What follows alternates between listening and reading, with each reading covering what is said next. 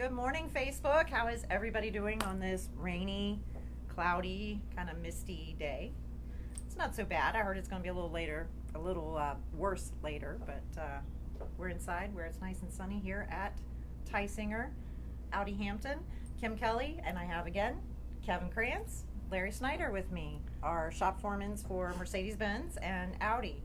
I'm going to talk to you today about preventative maintenance, the importance of changing your oil and the fluids and tires and brakes and things like that, all the important things that keep your car moving. So with that, I'm going to turn it over. And why do we change our oil? You want to start? Go for it. Yeah, we'll talk. Well, all right.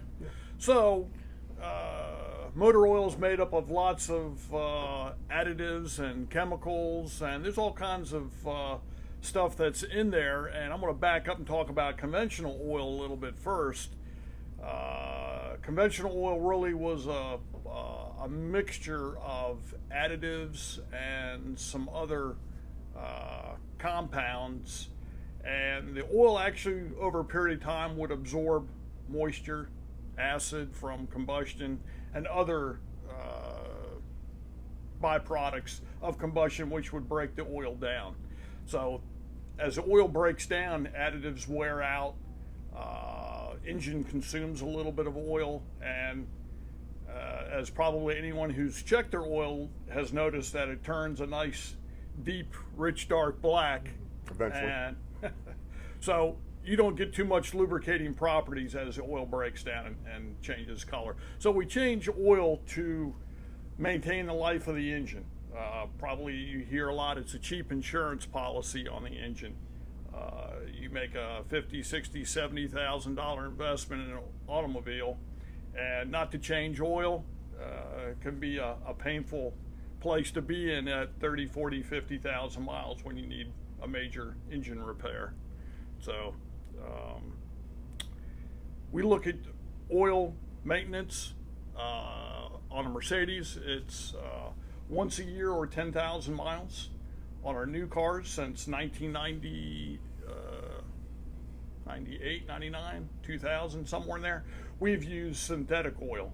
And synthetic oil is actually uses partially a bonded compound, so the synthetic oil does not break down like conventional oil. Most people have heard of the different weights. So we have on Mercedes we use 5W40. The first number is the bonded, I guess is the term I want to use for the synthetic oil. Basically, that side of it will never break down.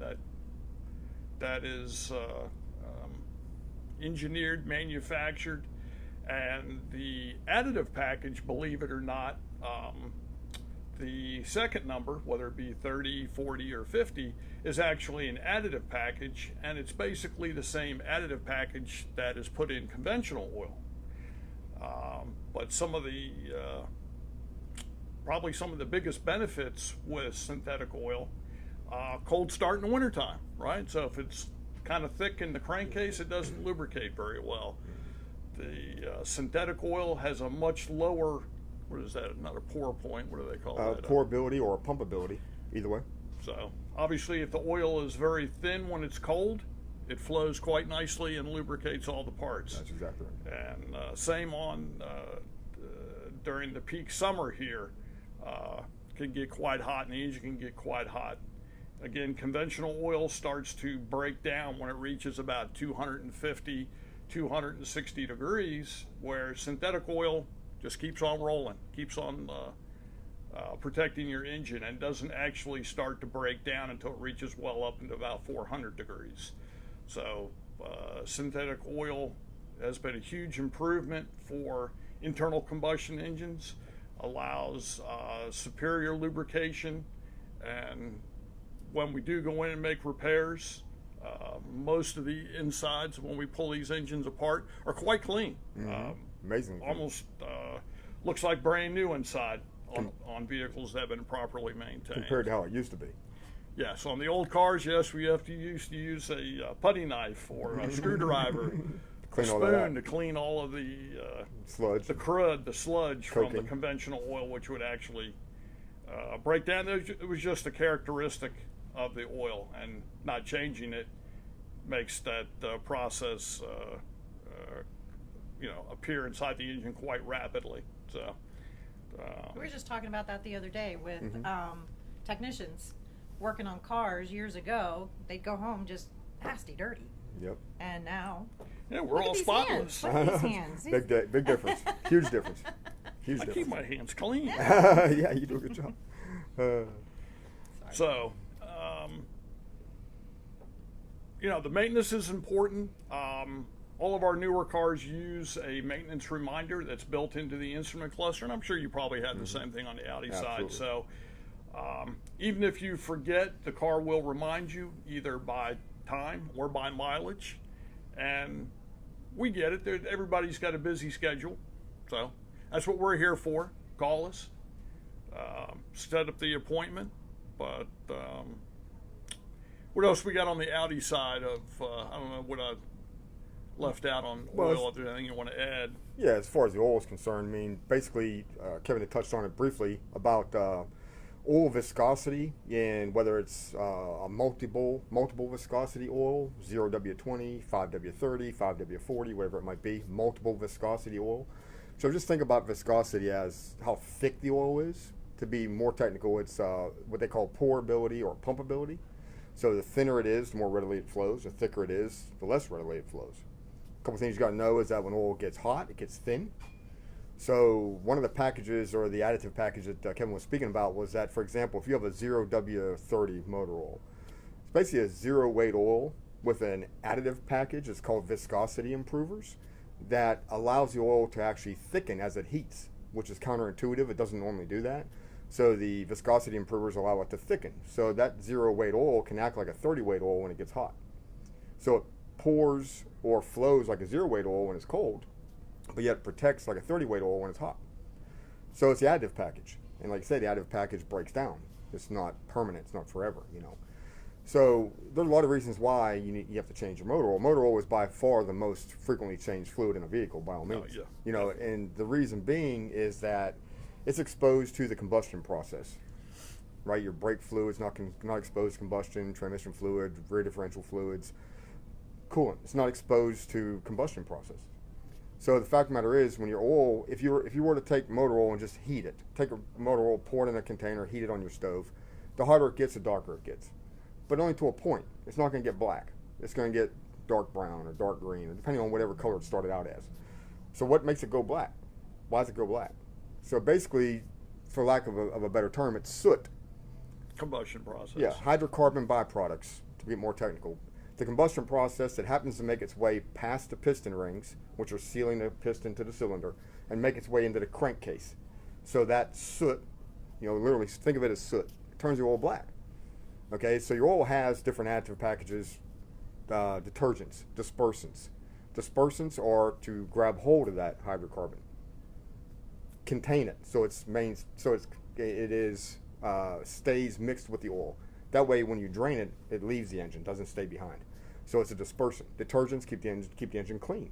So there's a lot of things in the oil that do break down over time. And so how does that create a problem? Problem becomes that people are starting to have issues with, well, my car is telling me that I need to add oil. Why am I having to add oil?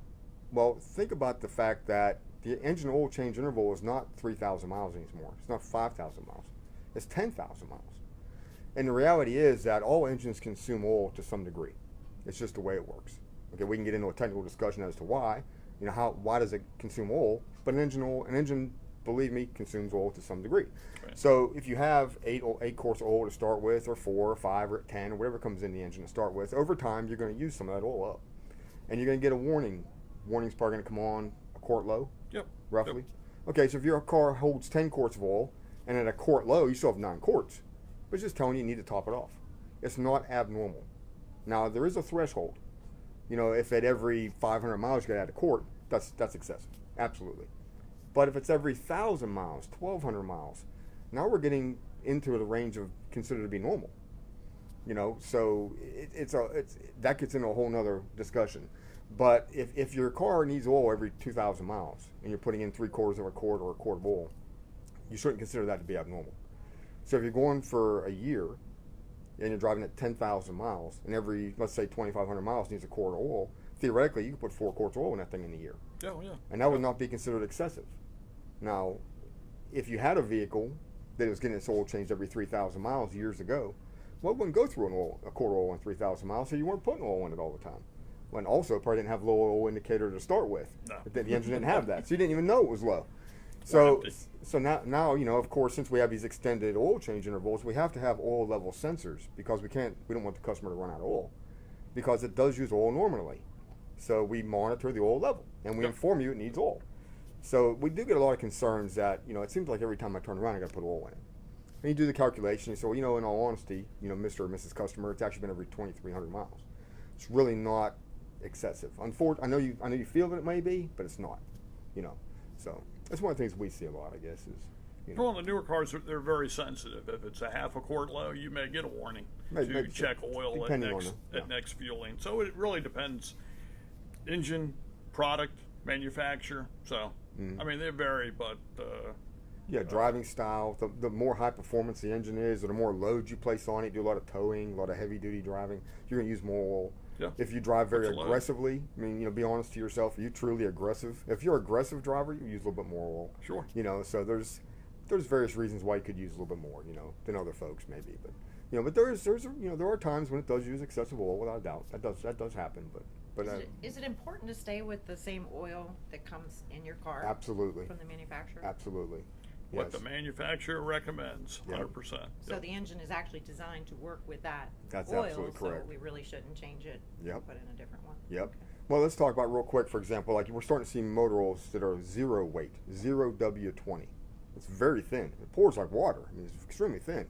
But what you have to understand is that oil has to flow readily. So if the engine is designed with internal clearances that are very tight, very close tolerance, very tight clearance, it needs oil that flows readily. Sure. If you put 20W50 motor oil in there and it actually pours kind of thick, it's not going to actually make it through those cavities, through those passages, and it won't lubricate at all. And just think if it's 0 degrees outside, how much slower super it's going to thick. flow. Right. So it stays thin. Yeah, Sure. It stays definitely thin. Sure. Yeah, So through as an engine range. oil, or pretty much any fluid, but as an engine oil gets colder, it gets thicker. As it gets hotter, it gets thinner. So if it's 0 degrees outside or 5 degrees, it's going to be considerably thicker. That 0W20 pours like water when it's 90 degrees outside. It doesn't pour like water when it's 0. So you got to keep that in mind. And by all means, yes. If you have people who are telling you, or a friend or whomever who says, oh, you don't want to use that 0W20, that'll ruin your engine. You need to think twice about that. I mean, the manufacturer builds the engine, they design the engine, they warranty the engine. If they thought it would damage the engine, they would not recommend it. I assure you. I have a friend who's an engineer. He actually does. It doesn't matter, but he's an engineer, and he always makes a joke about the fact that engineers do things for a reason. It's not just for no good reason. We don't just say or do things. There's actually a reason. So yeah, you need to err on the side of caution. Filters as well. The filters made for the car. Absolutely. Catch all the debris. Sure. Getting an aftermarket filter may not do the same job. That's a good point. If the oil filter itself is designed to filter very fine, very, very small micron, very fine filtering, that's easy, right? If it has extremely tight, very fine filtering, like I said, very low micron, like let's say 10 micron, 15 micron, and you use that with 20W50, that's going to be a real problem. It's just not going to flow through the filter media. It's just not. So be very careful what you do. Oh, yeah. That can also affect your warranty. Yeah, that's a very good point. Absolutely. Very good point. Yep. Absolutely. Go with what comes in it. So, I mean, for the most part, we talked about engine oil, transmission fluid, pretty much the same thing. It does wear out. Again, it does have an additive package. We normally, again, depending on the cars, anywhere from 50 to 70,000 miles is our transmission fluid service interval. Mm-hmm. It's synthetic oil. And we actually have 4 different, to keep everybody guessing, but we actually have 4 different transmission synthetic oils. And depending on the year and the model of the car, it calls for a particular one. And as CAFE, which is our corporate average fuel economy from the government, is always pressing the manufacturers to get better and better fuel mileage. Having a low weight motor oil is another way of getting, a 0.5% more fuel mileage. So you get a little bit here and you get a little bit there. Same with the transmission fluid.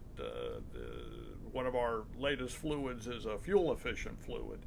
And again, it's designed to get a little thinner, a little less rotational friction. So that's more power we can send to the rear wheels, which ultimately increases fuel mileage. Absolutely. So, what other fluid are we going to talk about? Well, so speaking about transmission fluid, you say it's got 50, 75,000 mile intervals, and some transmissions don't even specify an interval. So, think about how could that be? If engine oil needs to be replaced every 10,000 miles, how come the transmission can go 75,000 miles? And the answer to the question is that it's not exposed to internal combustion. It doesn't have to deal with that. So it basically is exposed to condensation, heating, cooling, it's internal wear. It does break down, but it takes a much longer time. Yeah. So okay, let's speak about brake fluid. And our interval, our recommended interval is every 2 years. Mm-hmm. Okay. Yep. So why do you change your brake fluid? I'll get started by saying that most of your brake fluid, DOT3, DOT4, and DOT5.1 are glycol-based fluids, which means that technically they're what they call hygroscopic. They absorb water, they absorb moisture. Over time, it gets more and more and more water content in your brake fluid. So what happens is this: brake fluid has a very high boiling point. It has what they call a dry boiling point and a wet boiling point. Wet meaning it's fully saturated with water to the extent that it can't absorb any more. Say 4% water, 3.7 to 4.4% water is fully saturated. That is a much lower boiling point than a dry brake fluid that has no moisture, no water. So what can happen is this: besides the fact that water itself, it can be corrosive to the internal lines, sealing surfaces, and the master cylinder, brake calipers, ABS system. It can be corrosive, but the downside is that since it has a lower boiling point, it can boil prematurely. So when it begins to boil, what ends up happening is you now have an air pocket. Well, the problem with air is that air is compressible. Liquids are not compressible. If you have hydraulic fluid, brake fluid, engine oil, whatever it might be, it's not compressible. But an air pocket is compressible. So now when you hit the brake, what happens is, boing, boing, instead of applying that brake caliper or whatever it might be, back in the day a wheel cylinder, right? Instead of applying that, you just compress the air. So now you get this spongy pedal and nothing's happening. Oh my God. The brake fluid cools down, all of a sudden your brakes are back. Yep. Well, good, that's much better, because now it's no longer boiling. So as the water content goes up, that brake fluid's got to go. As long being that the brake fluid is, like I said, it's glycol based, by its nature it absorbs moisture. That's what it does. So it's got to go. Over a period of time, it's got to go. If you want your brake system to last as long as possible, perform as best as it can possibly perform, every couple of years it's got to go. Yeah, no question. If you're an aggressive driver, no question, you're on the brakes. Yep. And if the brake fluid does have a lot of moisture in it, you'd be surprised how much heat you generate at the brake caliper and the brake rotor when you apply the brake. Absolutely. Around here, even if you're not aggressive, we are in a lot of stop and go traffic. Yeah, which can certainly. So, a lot of traffic. Rush hour. Well, if you're out with the family and you're driving through the mountains. And you're coming down a mountain and you have, like, let's say in our case, we have a Q7 or a Q8 and you got 5 or 6 people in there with a lot of heavy weight. You're coming down a mountain, you're on the brakes. By the time you get to the bottom of the mountain, you might find that your brake pedal isn't worth the damn. It's spongy or it's low or it feels weird or it's really making you nervous. And then, well, heck, I pulled over to the stop. Use that off ramp for the trucks. Yeah, you don't want to use that. I don't want to use that ever. So you pull over to the rest area and you're like, good Lord, what's going on? You're losing your mind. You're freaking out. And then you go in the rest area, come back out an hour later, get in a vehicle. Well, hey, feels good. It feels much better. What the heck's going on here? And you may find out that literally what's going on is that you have too much water content in your brake fluid. And we have a little electric tester, a little electronic tester. We just submerge it in the brake fluid and test it. And sure enough, it'll tell you 3%, 4%, whatever it might be, and it's time to be changed. Plain and simple. It's just a fact of the matter. It has to do with what it's made out of and how it works, So if you come see us on a regular basis, these are some of the things that we review and make sure that if it's due, if it's needed, that we recommend it. Again, it's try to present all of the options and what needs to be done versus, sometimes we don't always have all the money. Some of our services are quite pricey. Oh yeah, can be, sure. So we can certainly piecemeal things. So Right. They are included if you have Audi Care or the prepaid maintenance. So if you Yep, have that, that's a good point. please Good point. make sure that you come see us, because that's included in that and it'll be taken care of. Yeah, that's an excellent point. We have surprisingly a lot of clients that buy prepaid maintenance at the purchase of the vehicle, So and it's a they better forget price. that they have it, Right. and don't bring their car in and realize that they've already paid for it. So, again, pick the phone up, send an email. If there's any questions, BDC will field, I think, all of those, right? And verify what you have. If you do have a prepaid maintenance package, please by all means utilize it. So We are actually running out of time before we even get to coolant. All right. Can I mention one thing about One brake more fluid? thing, yes. Yeah, go ahead. Because I want to put this out there. Okay, put this out there. So I mentioned .3, .4, and .5.1. Okay, they mix readily. They're all glycol based. .5, not .5.1. .5 does not mix. It's silicon based. Does not mix with 3.4 or 5.1. So 5.1 is the latest and greatest. It has the same temperature rating as .5, but .5 doesn't mix with 3 and 4. So you can't mix it So readily. you have .5.1 in yours? We now, in don't your yet, cars? but Okay. it's out there. It's available. So as the number goes up, 3, 4, 5, the temperature rating goes up. That's what you need to know basically. Is that 3 has a lower boiling point than 4 has a lower boiling point than 5.1 or 5. But 5 cannot be mixed with the others, 5.1 can. But here's the great So- part about all this. You don't We need to worry about remember that. that. Yeah. You don't need to remember Yeah, that. 'cause just be these careful guys what you do. put in there. If you're So- going to do it yourself, Come see be us. very careful what you put in there. Just come see Absolutely. us. So I think we're going to have to continue next week. Who knew there was so much about preventative maintenance, but really there is. So we'll continue next week and move on to coolant and filters and Absolutely. we'll do things that. like that. So if Yep. you have any questions, please make sure you put it in the comments. We will answer them. We will answer them before we get to the next live, or we'll answer them at the next live. But it'll be next Thursday, 11 o'clock. And we'll continue with preventative maintenance. Until then, you guys have a great day. Have a great rest of the week, a great weekend, and thanks for watching.